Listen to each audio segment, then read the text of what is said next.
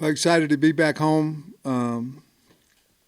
You know, uh, Somehow our schedule's been that way the last couple of years, but now we have 5 of the next 7 at home. So really, we're excited about that, especially for a night game.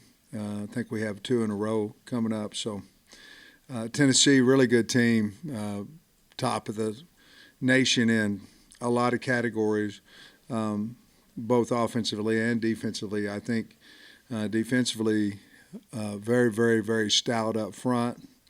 Have a really good secondary linebackers. I think kind of a common theme over the last couple of weeks that their defensive line is probably the strength of their defense, as well as what A&M's was, what Auburn's was. So that'll be a big challenge for us. Offensively, they do so much. Of course, we have to get ready for as fast as they go, which we have some ideas for that, and we're going to use that today in practice. But it starts with their quarterback, very good skill-wise. I really like Dylan Sampson, their running back. I mean, they play more than one. They got Bishop in there too, but I really like him. He breaks a lot of tackles. Tight ends are good. Offensive line can do it all, pass, run. I have to obviously talk about Cooper Mays. I love Cooper Mays, and he's done such a nice job. I love his brother, his family. They're really good people. But Cooper's playing exceptionally well this year, and he's healthy, and looking forward to seeing him as well. But really well-rounded team. Squirrel's a great punt returner. Cameron is a good kickoff returner. And then they've got a kicker that can kick with either leg, rugby. Just a really good football team. But we're excited to play the number 4 team in the country, and they may be higher than that. They're the best team that we will have played thus far. So we're excited about it, excited to be home and in front of our crowd. Coach, you mentioned they're ranked number 4 in the country. They're coming off of a bye week also, so a little extra rest, a little extra preparation for them. You said, I believe, that you talked to the trainers more Saturday than you had in any game. How big a concern is that with maybe being a little beaten up versus a team that's had a little bit of rest also, in addition to being top 4? Yeah, it is a concern. We're going to have to do a good job with some of our key players mentally, because we're not probably going to have them for at least a couple of days, and maybe get them back on Wednesday, hopefully. But that it is a big concern, and most of our injuries are offensively, which the ones that we're most concerned about are offensively, and the big physical D lines, I think, have taken a toll on our tight end position. Especially, that's the one that I'm most concerned about. But yeah, I think it gives an advantage. We're undefeated on coming off our bye game, our bye weeks, and a lot of that is because we get our players back. I remember last time we played Tennessee here. They were coming off a bye week, and they started out like gangbusters on us, and then we were able to come back in the second half. But this is a totally different team than what came in here now going on 5 years ago. But, yeah, that's a big concern. We're going to try to take a little bit off of them today, not the mental part of it, not the speed part of it as far as how fast Tennessee goes. But we've got to, for us to compete like we need to and how we want to, we're going to have to be smart this week. You've gone back and looked at the video of Texas A&M, and very talented team up front. Yeah. But also some missed assignments, some issues. Have you identified what some of the main problems were? Like, particularly, we were watching the video of the fumble at the 10-yard line. Like, what happened exactly on that play and on some others? Well, let's go with the fumble first. There's 2 ways you can play it. You can charge it, or you can you can stand on the line of scrimmage and read the mesh, and they had two different ways to play it. I think we should have just gave the ball, and they had us on that particular one. Part of it was a little bit of a snap problem too, so it slowed down the timing of it. But we probably should have just gave the ball and took our lumps on that one, because I believe they were mesh charging Taylor, and fumbled football, and obviously bad timing, bad place, all of it's that, if we'll just hold on to football, we'd be a really good football team with all the problems that we've got to correct. The second one, I think we've had so many pressures that we got a lot of problems. We got a confidence problem. We have a quarterback that's not confident. There's times when he can stand in the pocket that there is one there. There's times when he stays in the pocket and he gets hit. So probably in between, and we tried a lot of quick passing game as well. But I think between that, moving the pocket, and running the football, the problem with that was early in the game, we lost a running back early in the game. 22 was in and out of the game. R-Dub was suspended, which he's not anymore, by the way, but he was suspended. So it takes a little bit of our tight ends. Both of them didn't practice a whole lot last week, so it takes a little bit of the running thought out of it. But I think to take pressure off of the offensive line and our quarterback, we have to run the ball a little bit more, quick game, get the ball out of his hands so we can build some trust between him and the offensive line. And he's got to get better. The offensive line's got to get better. I think Tesla was a big shot in the arm for us. I think he came in and made some plays, and I believe that gives Taylor another option to go to. So there's a lot of reasons behind that. If I was going to put it in a nutshell, I'd say we got to protect the front of the pocket better. I didn't think our tackles I thought they played better than they played the week before. But there's no place for him. A lot of times there's no place for him to step up, and so the pocket's getting collapsed on him, which makes you look worse at tackle. Even the last one, that we fumbled the football on, Carmona had him 11 yards deep. You can't ask a guy to do more than that. He flushed because the front of the pocket was coming at him, and the guy got the strip fumble. But I thought our tackles were better. We've got to continue to get better, but I think the front of the pocket is something that we're certainly going to address this week as well. Different type of issues between the offensive line this year and last year, but is there anything you can take from you're going to have to explain what you're talking about. Well, just, last year you had trouble in the ground game, and this year, it's more pass protection. Just, is there anything you can take and maybe apply from last year and go about correcting for this year? Well, we're trying. We're trying to fix it, and we don't. I don't believe personnel change right now is going to help us.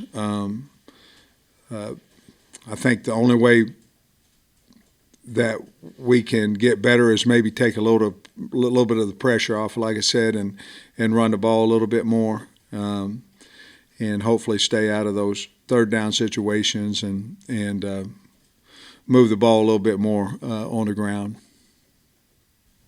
This kind of funnels into what you've just been talking about, but beating blitz pressure, getting the ball out faster, does that come into play? What are the principles that you have to use to beat when they're sending more than you can block? Yeah, we went to a lot of crossing routes. We did. I think our screen game, in the second half, we threw a screen out there. When people are zeroing you, which we've had, which means that you have to be good with 6, and then the 7th one the quarterback's got to have. You have to get the ball out of your hands, and that means either quick slants, rolling the pocket, rolling away from the 7th guy, rolling away from the 6th guy if you're empty, and the screen game. Or maybe you try to bust a draw through there, something, because there's nobody in the middle of the field, so you're trying to get your receivers to the middle of the field and get the ball out of your hand as fast as you can. The wide receivers have to understand that as well. They have to understand that, hey, look, there's nobody in the middle of the field. They're running total. We have to get to the middle of the field. And so all that stuff has to get better for us. But to answer your question, yes. You mentioned that the tight ends are maybe the biggest concern. What about the DBs with Clark? So he dressed out the other night, and Braxton. What's their availability? Well, I don't feel great about Braxton, but I feel pretty good about Clark. You know, he practiced last week. He was more of a – I believe he could have played if we really needed him to. You know, Stewart went down. He was sick, but I didn't feel real confident with Clark. Not that he couldn't play. I didn't feel confident. I thought he was doing it more for the team than what his body physically could handle, and so we elected not to play him at that point. But I think we just got to get his confidence that he can hit somebody, and I think he's closer, obviously a lot closer than he was last week.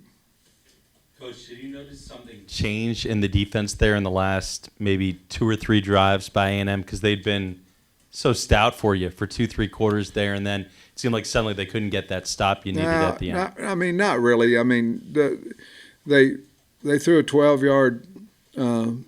We got them down to the 6-inch line. They threw a 12-yard out or roll pass out.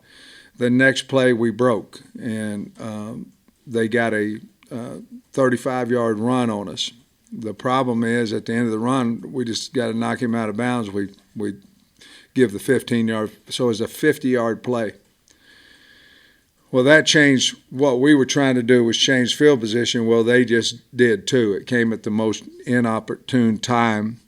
We got stuck a little bit on personnel on a drive, and then probably the most disappointing thing was we had an opportunity to get the ball back, and they ran right up the middle for 8, and then they converted a first down, and we didn't have it. We didn't have a chance to get we probably had a chance to get the ball with 45, 50 seconds left there at the end, and we didn't. So we played a good game, but we allowed the same thing that hurt us a little bit against Auburn. Big plays. We've got to eliminate those for us right now for us to win. And they played an excellent game, but we've got to be a little bit better on those big plays. Talon has been so good, either running, whether it's by design or escaping the pocket. What did Texas A&M do maybe to limit his ground game last week? Oh, they just, they were messing with him. They were running at him, running at the mesh, and they were sitting there and reading the mesh, first play of the game. And then the same play comes along and he gets around that later in the game. The looks, I think, were a little bit difficult for him, but he got a lot on his plate. I think he'll be fine. I know he'll be fine. But that's what they were doing. They were continuing to mix up the looks for him. And I think the other thing is our snap, when we go into the left snapping, we're snapping it to the right. And I think that has a lot to do with our timing of our run game. And when he's reaching back here and reading over here, I believe it becomes difficult. And we've got to help him get the snap down the middle where it's supposed to be so he can have a little bit more time to make those decisions. Braylon had 9 carries. I know Jaquindon missed some time, but, is he a guy that maybe is going to get some more action here? And what has he done to kind of build up that trust where you're comfortable playing him? Yeah, we've been comfortable playing him. It's just, we had those other backs early that we felt like could make yards for us. And so we've always had trust in him, and he'll continue to get more and more reps as the season goes. I think he's a really good back. He runs extremely hard. So most of him not playing early was his ability to identify and pass pro, and he's gotten a lot better with that too. Sam, I don't doubt it's going to be a great atmosphere Saturday night, but Tennessee, they went to Norman and really took care of business there. They went to Charlotte, neutral site, and really, hammered NC State. How impressive is what they've done on the road in these night games, and what do you think's been the key to their success in those games away from home? Well, that was a hard-fought game at Norman, OU scored late, I think, to make it look a little bit better than what the game was. I think if you look at that game, they got up and Coach tried to run the football, trying to take the clock away. But I think it says that they've been in that atmosphere before, and they've got a really good team, physical. What you see this year a little bit, Bob, is their defense is so much better than what I've seen. They're really good defensively, and but I think they handled it real well. Oklahoma's really, really loud at night, and they handled it real well.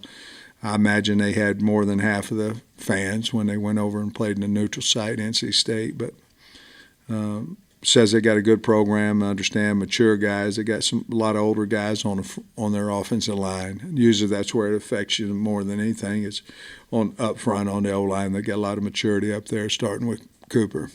And Nico, I'm not going to try to say his last name, their quarterback, Imai Paliai. I think it's Iamala Leala. Yeah, you're better at than I am. What's your take on him as a young guy? He's putting up great really numbers. Really good, mature. He's it's just like Marcel Reed. Reed did what he needed to do. He didn't turn the football over. I'm not comparing them. I'm saying Nico is that. He does what he needs to do. He got a lot of opportunities to shine in his offense. He doesn't make mistakes, and then he does it at a high level. He's scary because he's not going to make mistakes, and he's going to run the offense to a perfection. And for a young guy like that, he's just really impressive. Sam, you mentioned R-Dub no longer being suspended. How much of a factor in the run game could he be? Because I know he was behind some guys, earlier in the season as well. Does he still have to climb up the depth chart? Yeah, we know that he's a good player. From a year ago, he's been hurt most of this year. He's healthy now. All he's got to do is have a good week of practice, and we'll certainly. One thing you have a suspension, you have this. You do whatever the responsibility is, and then after that, it's we wouldn't let guys back on the team or anything if we had a grudge or we had anything like that. It's what we felt like we need to do, and so if he's ready to go and he's practicing well, we're going to use him. You mentioned the tight end health. I guess Has still dealing with the back, and I think Washington may have gotten dinged up. Yeah, he did. Is there a chance with Poshka this week? Man, I don't know. I don't know. I'll know more. Very doubtful right now, but we'll know more Wednesday, Thursday. But very doubtful right now. And how much? Everyone focuses on the offensive line, but how much do the tight ends impact the run game? Like not having those guys healthy and at full strength. How much did that impact Saturday? Well, they have. They're one of the point of contact blockers, and so when they play well, we do pretty good, and when they don't, they're as important as the center, because they're either cutting the edge back offside or they're leading the way, and so very, very important, and they've gotten better and doing a good job. It's just certainly when you don't practice, it takes a toll on some of the looks that you're seeing, some you don't because you weren't out there. You can watch it, but you can't do it, and there's a big difference between the two. Is it fair to ask Green to make the right decision when he's under duress over and over and over again like that? Is that a reasonable expectation? Yeah, I think so. I mean, it's not fair to ask him to be perfect, but I think so, and he's working at it. I think he'll get a lot better with it. There's a lot out there on his plate, but I think if you ask him the same question, he'd say yes. So he's certainly working at it. Bobby's working with him on it. I'm not really concerned about him getting better at it. I think he'll get better at it and have a good week. You guys talk about starters, not standards and stuff, but usually a starter is going to play more. Is it? And you talked about Tesla a little bit. Is it time to put him back in the starting lineup like he was last year? I think the whole thing about that would be we've got to use him more, and so whether he runs out there as a starter or not, I think he's earned the right to get out on the field and throw the ball to him. Whether he starts or not, I think we'll have to wait and see at the end of the week, but he certainly has earned that right if he has a good week of practice. Twofold question. You've coached at Tennessee, so you kind of know the history and everything. When they're good, they can be very good. And then Josh Heupel, the times you cross paths with him, what you know of him. Really good dude. I really like him. The guy won the Heisman, and I don't know what I was expecting. I don't know. But he's a very humble, very good guy. I mean, I like him. I like what he does on his team. They're well coached. They're disciplined. They play extremely hard. But I really like the man, and I don't know him much more than the SEC head coaches meetings, but I have high respect. I mean this. I have high respect for the guy because he's really done a great job there, and a lot of guys had went in there and didn't before he got there, and I think he's done a wonderful job. And kids they know how to play the game. They know how to play it the right way. And then on Tennessee, just the historic nature.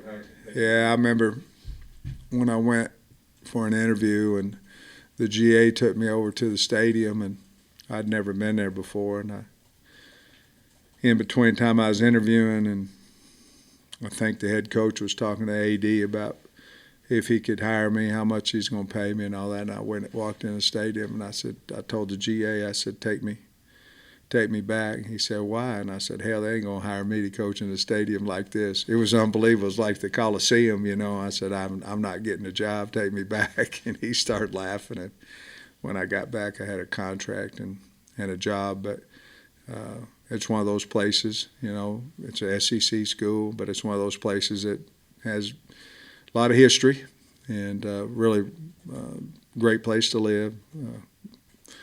Good opportunity at the time to obviously get an SEC as well for me. And then you went back in 15, and I mean, you guys actually won 3 in a row in the series. Yeah. Just maybe, I don't know if that has any bearing on this, but you don't play them that often. When we went down there a few years back, they returned to open. They returned to open a kickoff for a touchdown. We were down fast down there, and then offensive line and running backs, and they kind of took the game over back then. We run a lot of pin and pulls, and end up kicking a field goal right before half, and we missed the swiper. I'll never forget that. He came right through there, and he should have blocked it, and he didn't.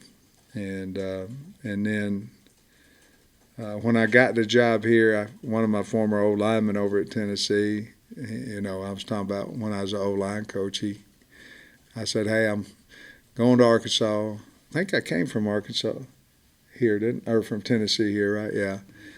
And I said, hey, I'm going to Arkansas. He said, hey, there ain't nothing to do. I'll never forget, he said, there's nothing to do in Arkansas. We played there. I said, yeah, it was 44-10, bro.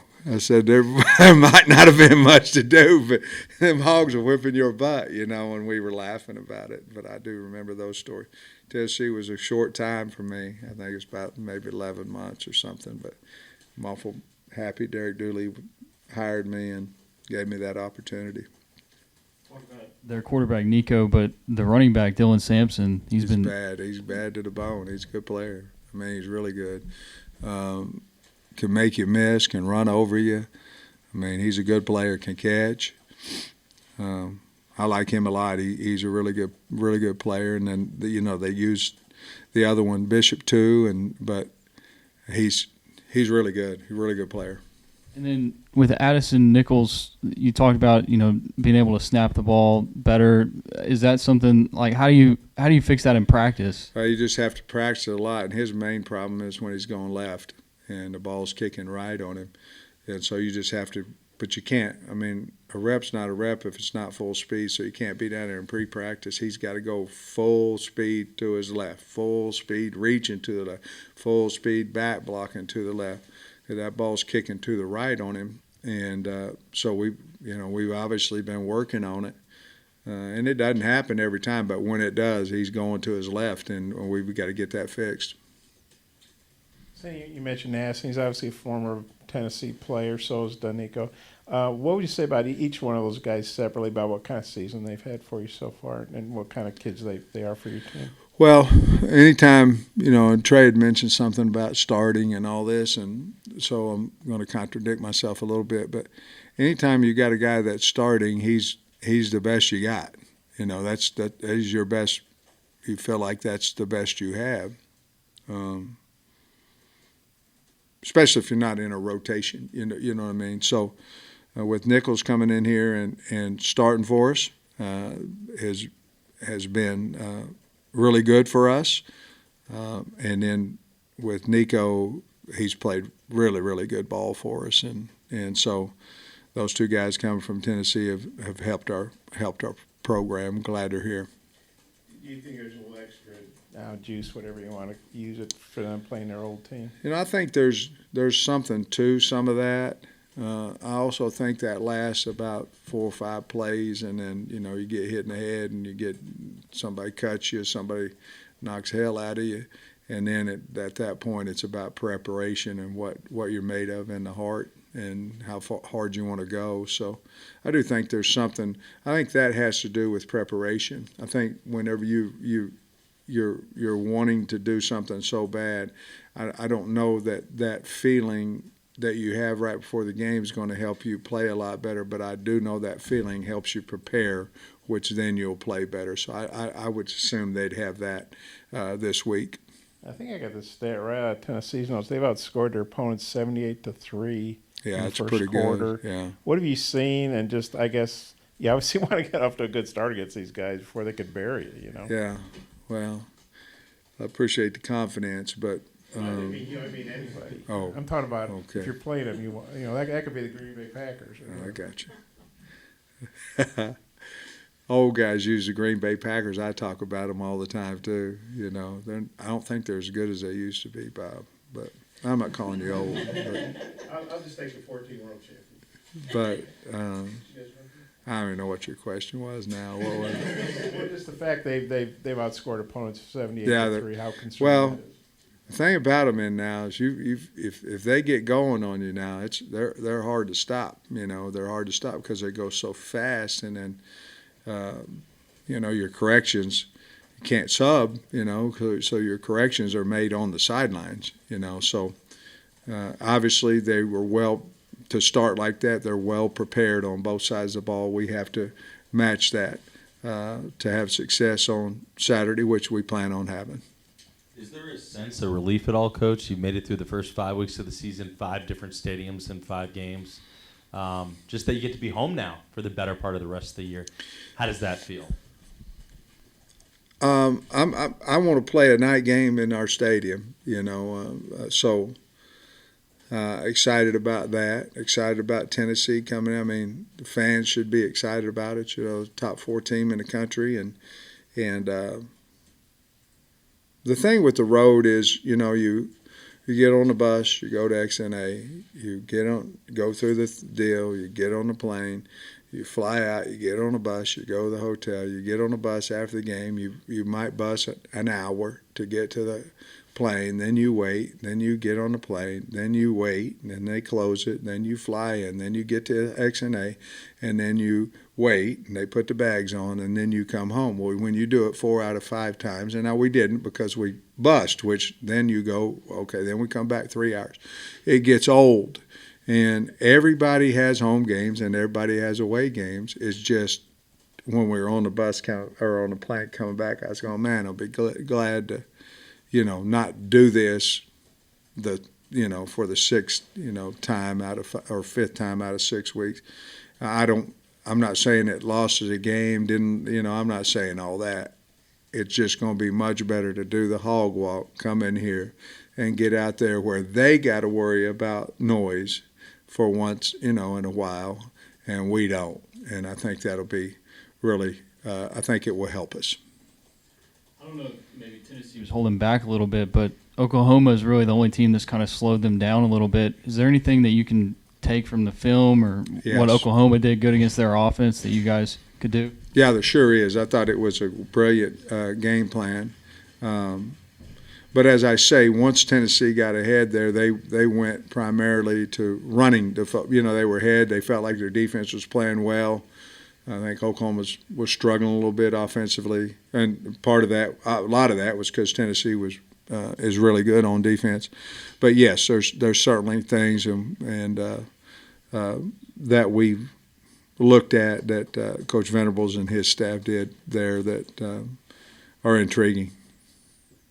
Representative Jackson. I know we've talked about him a bunch, but Andrew Armstrong has been such a reliable target for Taylon, and there was some time in the offseason I think we all wondered would he come back, and he did. Mm-hmm. I mean, how have you seen him develop? Not only for this season for you guys, but for his future, aspiring NFL career. But he's certainly on the NFL list now, and guys come in, they want to talk about him.